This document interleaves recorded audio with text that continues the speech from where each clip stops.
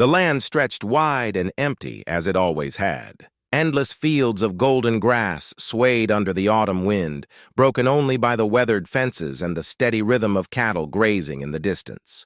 To most, the ranch looked prosperous.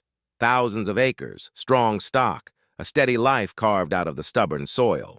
But to Jedediah Cole, the man who owned it, the ranch was nothing more than a burden he carried alone. Jed, as everyone called him, had never been one for crowds or talk. He was a tall, broad-shouldered man with a face cut from stone, his beard peppered with gray despite being barely past 40. His hands told the story of his life, scarred, calloused, and worn from years of roping, branding, mending, and digging. He had no wife, no children, and not even a hired hand to share the long days. What he did have was silence, too much of it. The silence ate at him worst in the evenings. After the cattle were seen to, the horses brushed down, and the sun had settled behind the hills, Jed would step into his empty ranch house. The place smelled of dust and wood smoke, the stove barely touched except for coffee and beans. Meals were a nuisance to him. He had long since lost the patience to cook anything worth eating. Sometimes he skipped dinner altogether, too tired to care. That was the thought pressing against his chest as he sat at the small wooden table one night, staring at a half-burnt biscuit and a tin of beans. He needed help. Not with the cattle, he managed that just fine, but with the small things that made life less miserable. The house was falling into disrepair, his meals were pitiful, and there wasn't a soul to talk to from sunrise to sundown. So, with a heavy sigh, Jed dug a stub of a pencil from the drawer, pulled a sheet of paper in front of him and began to write. His letters were blocky and slow, the words plain and to the point. Wanted. Cook for ranch. Some cleaning. Must be hard-working. Room and board provided. Pay fair. That was it. No frills, no charm, just enough to get the point across. He pinned the notice to the board outside the mercantile the next morning while buying feed, ignoring the curious glances of townsfolk. A few muttered remarks drifted his way. Jed Cole hiring help? Never thought I'd see it. But he let the comments slide off like rain on a slicker. On the ride home, the loneliness pressed heavier than usual. He had never thought much about family. Once, long ago, he'd courted a girl in town, but she'd grown tired of his silence and married a store clerk who could make her laugh.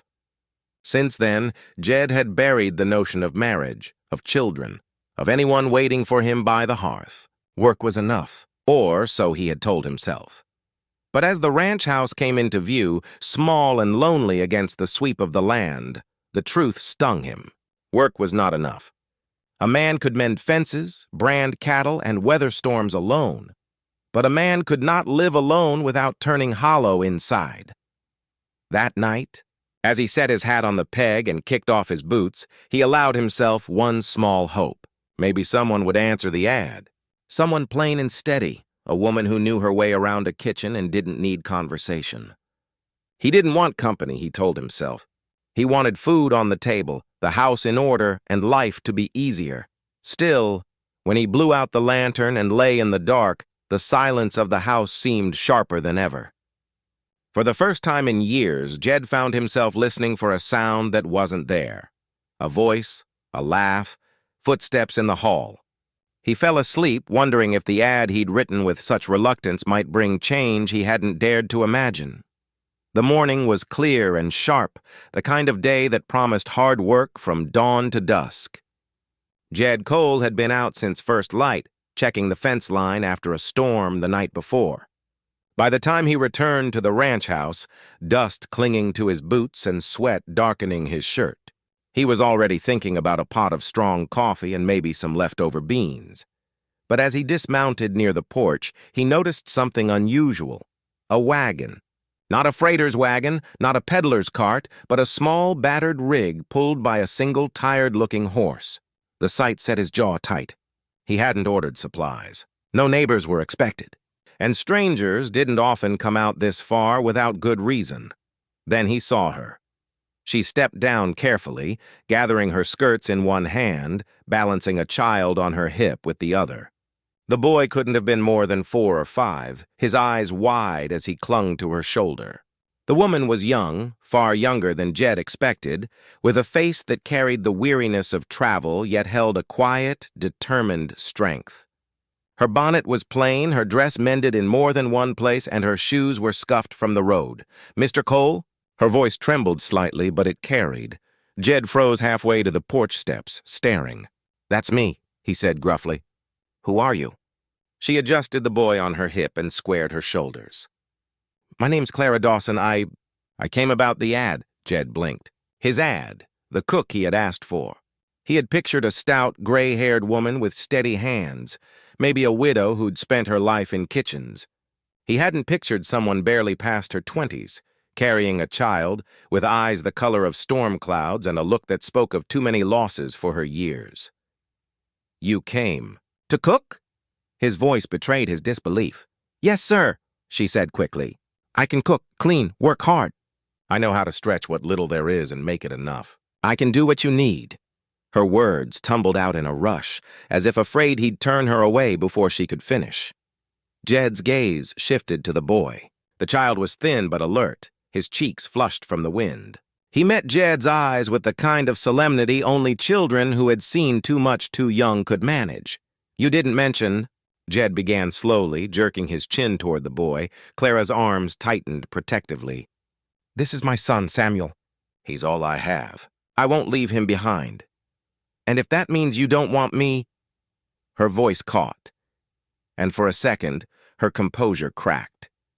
Jed cleared his throat, unease knotting in his chest. He hadn't asked for this.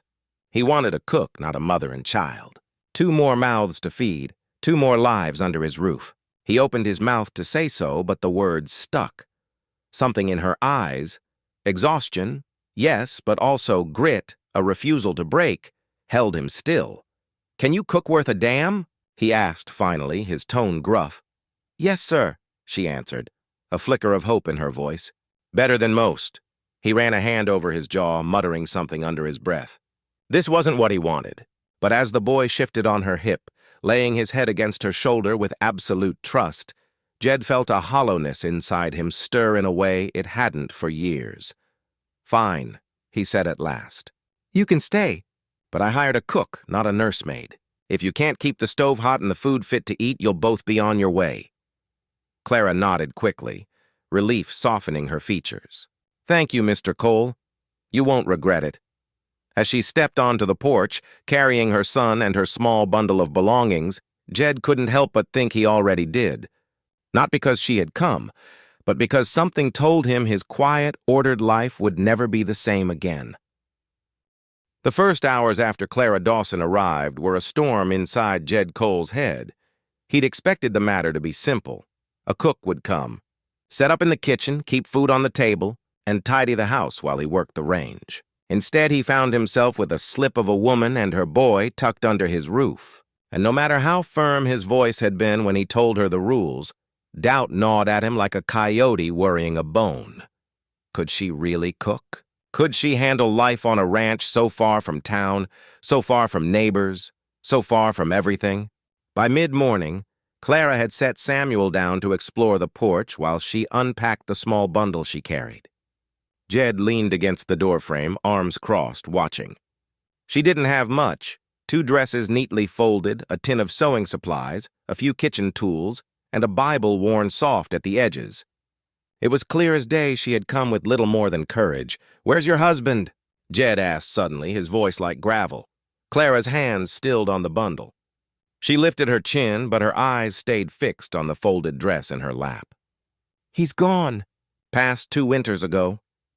The words were simple, but her voice carried the weight of a woman who had spoken them too many times to too many strangers. Jed felt a pang in his chest, but tamped it down quickly.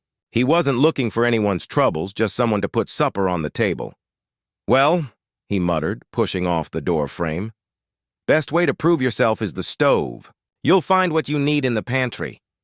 The pantry was hardly fit to impress anyone, and Jed knew it. A few sacks of flour and beans, some lard, a jug of molasses, dried apples, coffee. His supplies were simple, stretched thin, and often neglected. He half expected her to throw up her hands, claim she couldn't manage, and head back to town. But Clara didn't complain. She set her boy at the table with a crust of bread and a cup of milk, then rolled up her sleeves and went to work. Her movements in the kitchen were quick and sure, her hands confident as she measured flour, stirred dough, and coaxed life into the cold stove. Jed found himself standing there longer than he meant to, watching the way she moved like she belonged, as though she had cooked in kitchens far poorer than his. The smells came first, the warm, comforting scent of fresh bread baking, the sharp sizzle of fat in a pan. By noon, she set a plate in front of him, fried potatoes, biscuits golden as sunlight, and beans simmered with just enough seasoning to lift the taste. It wasn't fancy, but it was real food, the kind he hadn't eaten in years.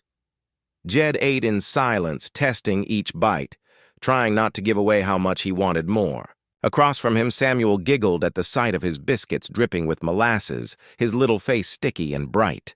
Clara sat quietly, watching them both with careful eyes, as though bracing herself for rejection. When Jed finished, he pushed back from the table and cleared his throat.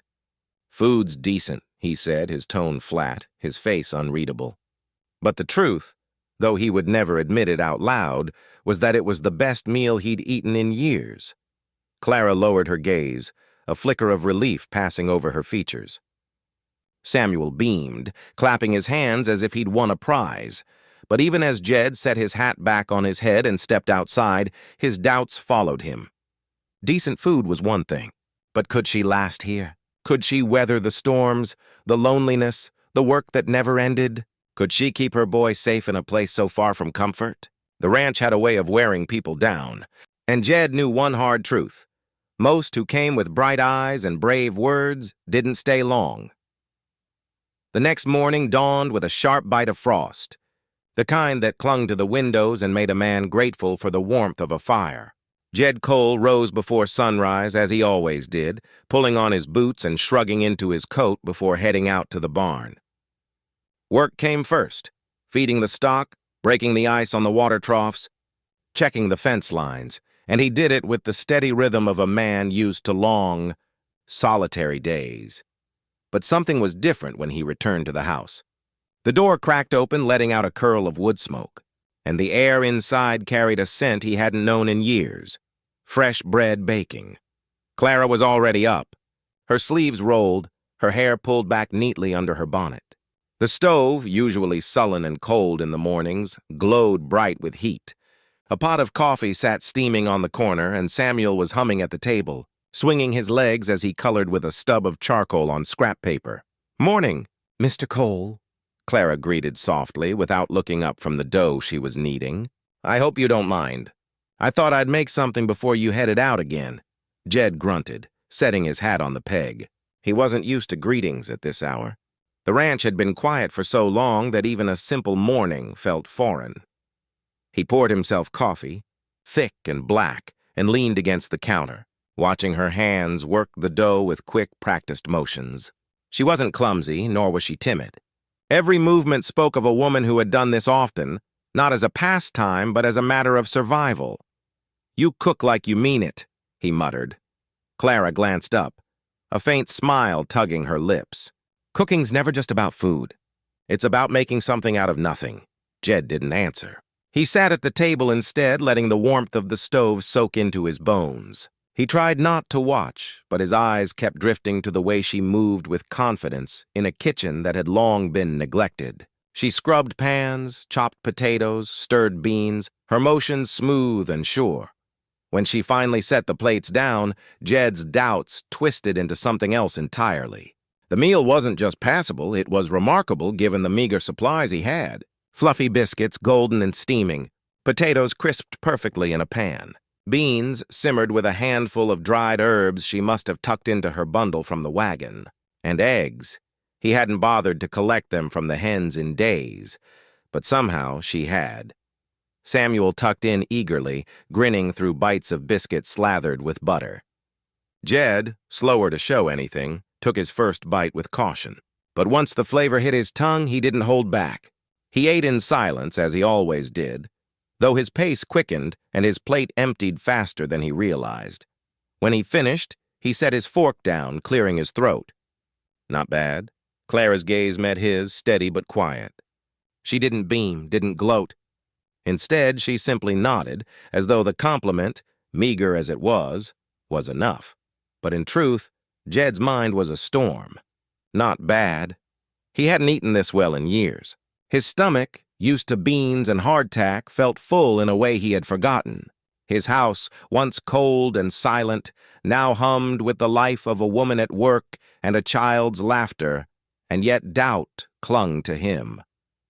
Cooking one good meal was easy enough, but the ranch wasn't just about food. It was about long winters, dry summers, storms that rolled in without warning. Could she keep this up? Could she survive here? Could she handle the grit of it? The endless labor, the silence, the isolation? Jed didn't voice these questions. He only muttered something about needing to fix the barn door and pushed away from the table. But as he stepped outside, the warmth of the house lingered behind him. For the first time in years, he wasn't dreading supper. He found himself almost looking forward to it, and that unsettled him more than anything. The ranch had always been quiet. Too quiet. For years, the only sounds Jed Cole heard were the lowing of cattle, the creak of leather, the occasional neigh of a restless horse, and the endless sigh of wind across the prairie. It was the silence of a man who had no one to talk to, no one to fill the spaces between chores. That silence didn't last long after Samuel Dawson arrived. At first, Jed hardly noticed. The boy was small, thin from travel, shy in the presence of a man he didn't know. He clung to Clara's skirts, peering out at Jed with wide eyes. Jed assumed the boy would keep to the house while his mother worked, quiet, out of sight. But children, Jed soon discovered, had a way of spilling into every corner of a place. One morning, as Jed hauled a bucket of water from the well, he heard the scuff of small boots behind him. Turning, he found Samuel watching him with intense curiosity, his hands shoved deep in his two big pockets. "What are you doing?" the boy asked. "Getting water," Jed replied gruffly. "Why?" "'Cause the stock needs it." Samuel considered this a moment, then nodded. "Can I help?" Jed raised a brow. The boy's arms were no thicker than fence rails, but there was something steady in the way he stood, waiting. With a sigh, Jed handed him the bucket. Samuel grunted, his little arms straining, but he managed to carry it a few feet before setting it down with a proud grin. From then on, Samuel followed him everywhere. He trailed behind when Jed mended fences, asking endless questions: why the posts leaned, why the wire sagged, why the cows always seemed to test the weak spots. He watched wide-eyed as Jed saddled his horse, begging for a turn in the saddle. He carried nails in a tin pail, fetched tools, and sometimes simply sat in the grass, humming to himself while Jed worked. At first, Jed found it irritating. He wasn't used to chatter, much less a boy who wanted to know everything. But as days stretched into weeks, something began to change. The sound of Samuel's laughter, high and bright, cut through the silence Jed had grown so accustomed to. It startled him, like hearing music in a place where there had never been any. One afternoon, while fixing a gate, Jed felt a tug on his sleeve. "Mr. Cole," Samuel whispered, "you've got a spider crawling on your hat." Before Jed could swat at it, Samuel let out a peal of laughter and ran off, the sound carrying across the field. Jed touched his hat and found no spider at all. He chuckled despite himself, the sound rusty in his own throat. Clara noticed, of course. She watched from the porch as her son bounded across the yard, chasing chickens or following Jed to the barn. There was a light in her eyes, a mixture of gratitude and worry. Gratitude that her son had found something to smile about, worry that perhaps they were asking too much of a man who had only hired a cook. That evening, after supper, Samuel crawled into Jed's lap without asking, clutching a wooden horse Jed had carved for him out of an old scrap of cedar. For a long moment, Jed sat stiff as a board, uncertain of what to do with the small body pressed against him. But when Samuel leaned his head against Jed's chest and sighed, the rancher's heart gave a slow, unfamiliar ache. He wasn't a father. He had never wanted to be, and yet, with this boy's laughter echoing in the rafters of his once silent home, Jed realized something he hadn't. Admitted to himself in years, the ranch didn't just need a cook. It needed life.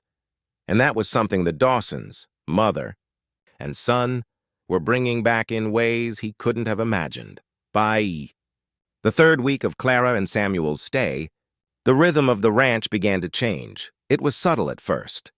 Jed Cole would come in from the range to find the floor swept, the laundry hung neatly on the line, and the windows cracked just enough to let fresh air chase away the musty scent of long neglect. The stove never went cold, the kettle always hummed, and the table, once bare except for a lonely plate, held bread, stew, or pie cooling in the evening light. Clara didn't just cook. She worked, harder than Jed expected, harder than most women he'd ever known. He caught glimpses of her carrying water buckets nearly half her size, scrubbing shirts at the basin with raw red hands, even stitching the worn harness leather he'd left in the barn. She didn't complain, not once, and when she wasn't working, she was with Samuel, teaching him his letters at the table, guiding his small hands with needle and thread, or softly humming hymns while he dozed on her lap. The sound carried through the house like something sacred, and Jed often found himself lingering at the doorway longer than he should. Listening, still, he held his distance. At supper one night, he finally voiced what had been gnawing at him. "You work like you've got something to prove," he said, breaking bread with rough hands. Clara hesitated, spoon halfway to her lips. For a moment he thought she wouldn't answer, but then her shoulders softened. "I suppose I do." Jed waited, silent but steady, his eyes fixed on her across the table. She sighed. "When my husband died, I went back to my family. I thought, maybe they'd take me in, help with Samuel, but they turned us away." Her voice tightened. The words clipped as though they scraped on the way out. "Said I'd shamed them marrying a man without land or name? Said I'd made my bed and now I had to lie in it." Jed's jaw clenched, anger simmering low in his chest. He didn't know her people, but he knew cruelty when he heard it. Clara went on, her gaze lowering to her plate. "So we've been moving ever since. Working where we can, sewing, cleaning, cooking. Anything to keep a roof over Samuel's head. Folks don't like to hire a woman with a child. They say it's too much trouble." Samuel, oblivious, was humming to himself beside her, his cheeks sticky with molasses. Clara reached over to wipe his face gently, her hand trembling just slightly. Jed set down his fork, his voice low. "You won't hear that here." The words came out rougher than he intended, but Clara's eyes flicked up in surprise.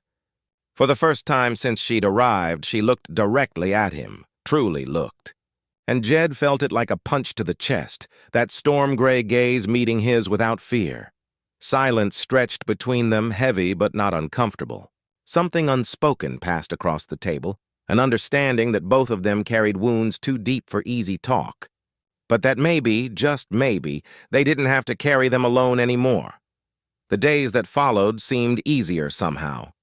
Clara started leaving small touches about the house, a sprig of wildflowers in a tin cup on the windowsill, curtains mended and tied back to let in light, Samuel's drawings pinned to the wall. Jed found himself staying in the house a little longer each evening, lingering over meals, listening to the boys' laughter and the soft cadence of Clara's voice. It wasn't just chores she shared. It wasn't just food. She was giving him something he hadn't realized he craved. Companionship. The simple comfort of knowing another soul was there at the end of the day. Jed still doubted himself.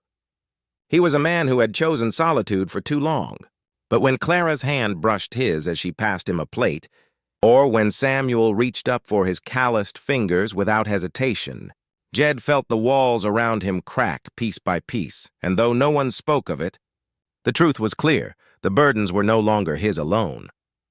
The week slipped into a quiet rhythm, the kind Jed Cole had never known before.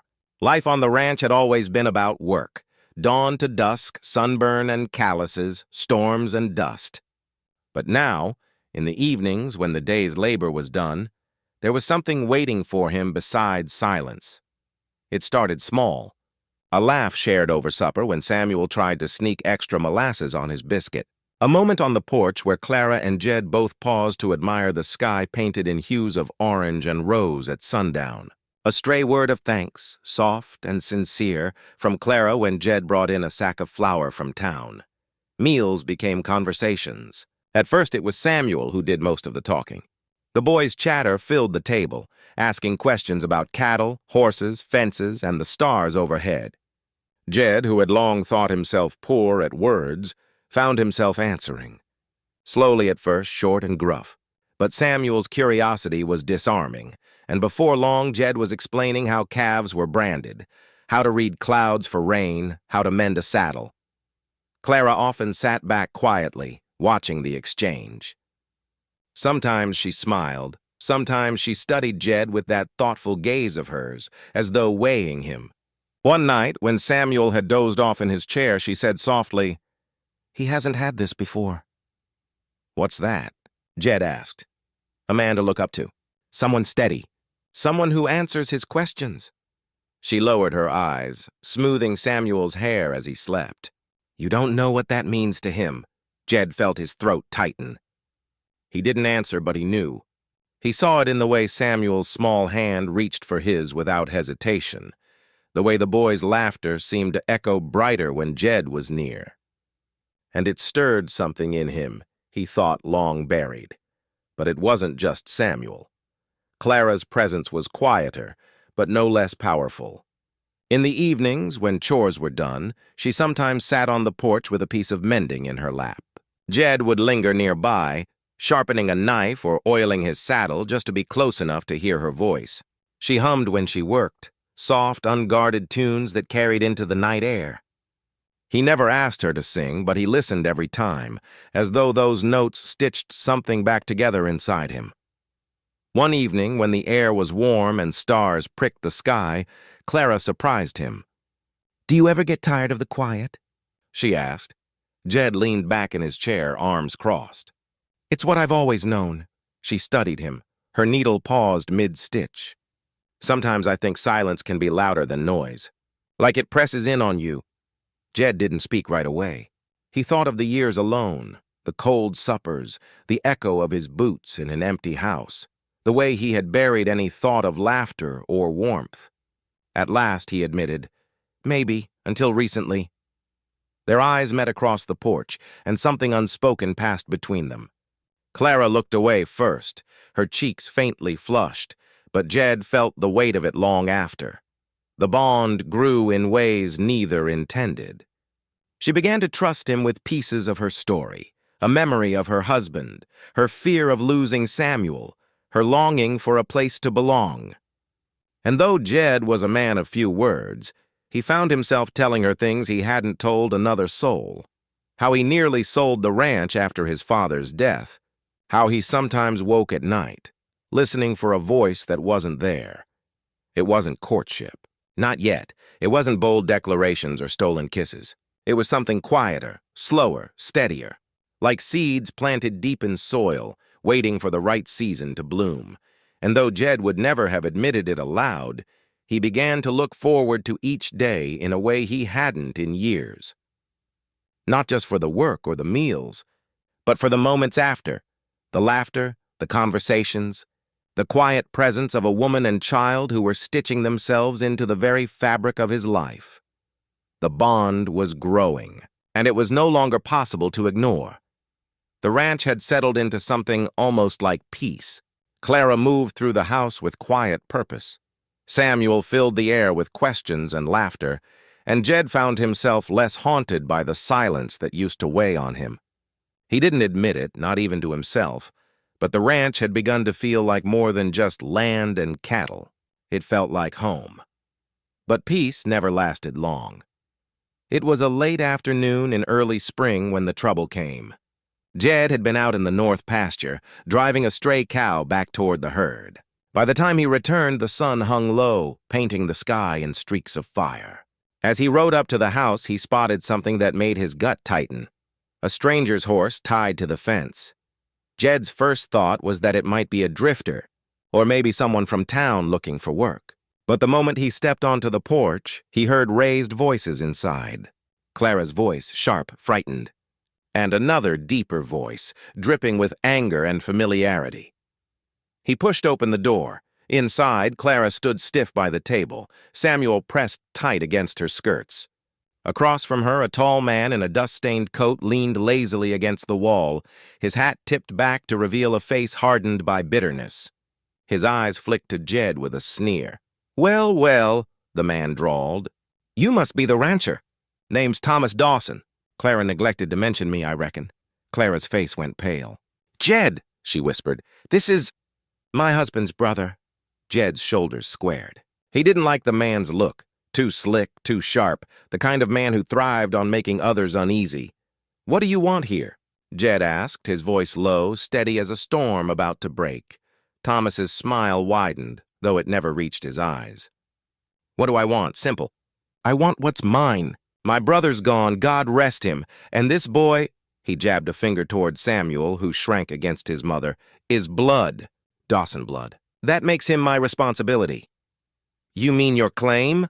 Clara snapped, her voice trembling but fierce. "You never cared about Samuel. You only want him to control the little inheritance my husband left." Thomas's eyes narrowed.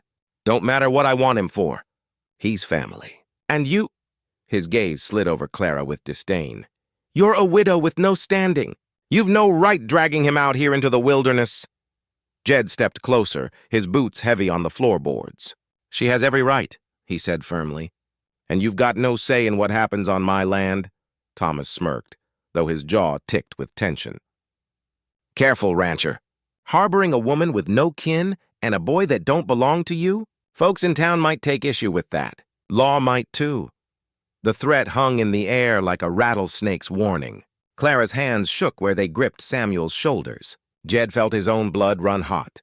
He'd faced stampedes, wolves, and storms, but this was different. This was a man threatening the fragile peace he had begun to treasure. "You'll leave now," Jed said, his tone flat as iron. "And you won't come back. Not for the boy, not for her. If you try, you'll answer to me." Thomas's smile faltered for just a second before he tipped his hat mockingly. "We'll see about that." With a final glare, he strode out, slamming the door behind him. The silence that followed was sharp and heavy.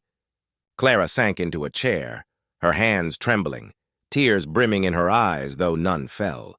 Samuel climbed into her lap, clinging tight. Jed stood by the door, fists clenched, his jaw set. He had known Clara's past would catch up someday, but seeing the fear in her eyes and the smug threat in that man's face lit a fire in him he hadn't felt in years. For the first time in his life, Jed realized he wasn't just protecting a ranch anymore. He was protecting something far more precious, the woman and child who had become his heart's only home. The night after Thomas Dawson's visit, sleep wouldn't come easy. The ranch house felt different, heavier. Samuel had finally drifted off in his little bed, but Clara sat by the kitchen table long after the lamps were out, her face pale in the moonlight. Jed stayed awake too, boots on, hat in his hands, staring into the shadows outside as though waiting for trouble to ride up the road. He knew men like Thomas.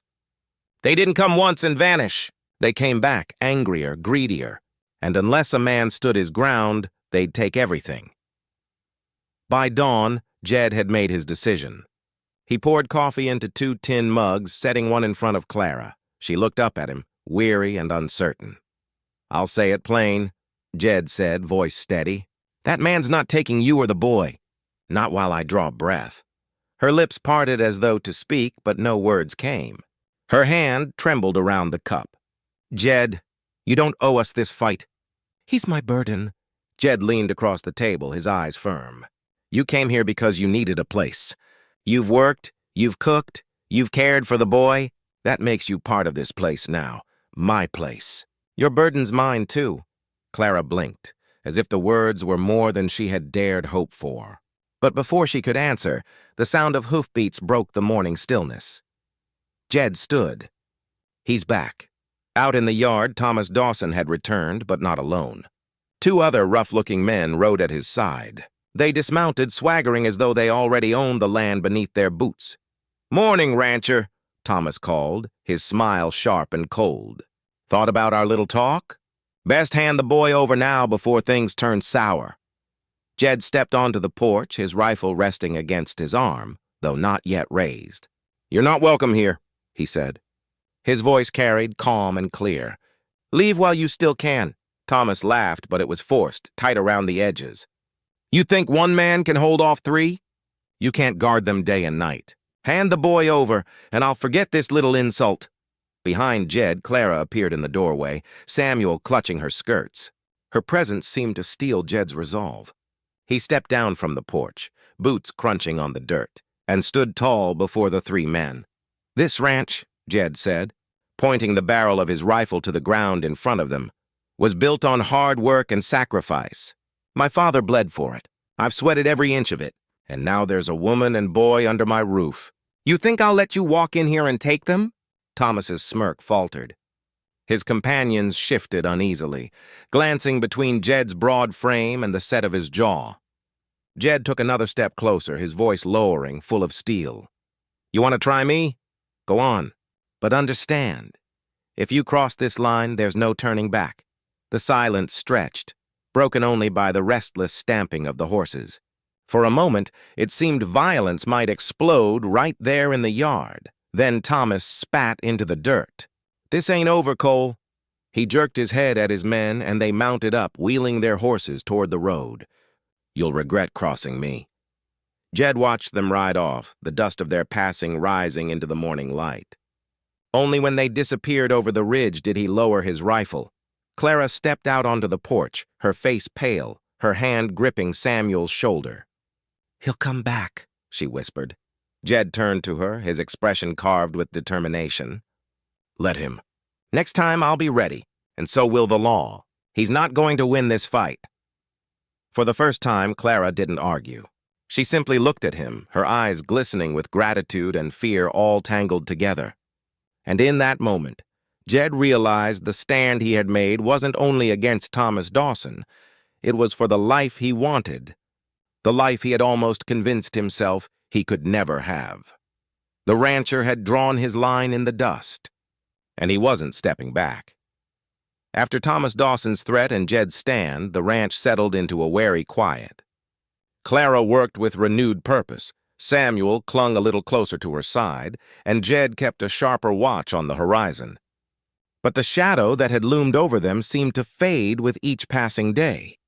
Word had gotten out in town about the showdown, men talked in the saloon, women whispered at the mercantile, and by the week's end, it was clear Dawson had ridden on. A bully thrived on weakness, and Jed Cole had shown none. For the first time in years, Jed felt the weight on his shoulders lighten. The ranch was no longer just a duty. It was alive again, filled with laughter and warmth that had been missing far too long. Every evening when Samuel darted out to meet him after a long day's work, and every time Clara laid a plate in front of him at supper with a quiet smile, Jed felt something stir in his chest that no words could name. It was more than gratitude. It was belonging. Clara felt it too, though her heart was slower to trust. She had lived with disappointment, endured a marriage that had been duty more than love, and then faced widowhood that left her cast adrift. But Jed's quiet strength was different. He never spoke grand promises. He simply showed up day after day, steady as the sunrise, his actions speaking where words never had to. One evening, after Samuel had gone to bed, Clara lingered on the porch while Jed sat sharpening his knife in the fading light. The crickets sang, the air was soft, and the sky glowed with 1,000 stars. For a long while, neither spoke. But the silence was not heavy this time. It was gentle, a kind of peace neither had known. Finally, Clara broke it. You didn't have to do what you did, she said softly, standing up to Thomas, claiming us as your own. Jed set the knife aside and looked at her. His face was rugged and weathered, but his eyes were clear. Didn't see it as a choice. You and the boy, you're here. You belong here, and I'll be damned if I let anyone take that away. Clara's breath caught. Her hand twisted in her lap, and for a moment she looked away. I've been afraid, she admitted. Afraid of being a burden. Afraid Samuel would never have a place. Afraid I'd never be wanted again. Jed leaned forward, his voice low, certain. You're not a burden, Clara. You're what this place needed. What I needed. And Samuel, he allowed a rare smile to touch his mouth.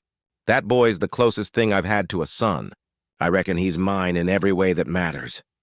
Her eyes shimmered in the starlight, and a tear slipped free. For the first time since she had stepped off the wagon at his gate, Clara let herself believe she was safe, not just sheltered, wanted, not just tolerated. In the days that followed, life on the ranch bloomed. Samuel rode his first horse under Jed's watchful eye, his laughter ringing across the fields. Clara planted flowers along the porch, brightening the house with color and care. The meals were filled with chatter, the nights with peace. And slowly, what had begun as necessity grew into something stronger. The neighbors began to notice. A widow and her boy had found a place. A rancher long thought destined to live alone now carried himself differently, with quiet pride and a spark in his eyes. When the preacher stopped by one Sunday and shared supper with them, his smile said what the whole valley had already begun to whisper. This was a family, whether vows had been spoken yet or not. Weeks later, when Jed finally took Clara's hand on that same porch, his voice was steady, simple, but filled with a depth she could not mistake. "Stay," he said. "Not as my cook. Not just for Samuel. Stay as my wife, as mine." Her answer came with tears and a smile that could outshine the stars. "Yes, Jed. 1,000 times yes." And with that, the ranch no longer echoed with silence. It rang with love, laughter, and the belonging of a family who had found each other against every odd. Jed Cole, the solitary rancher, was alone no more.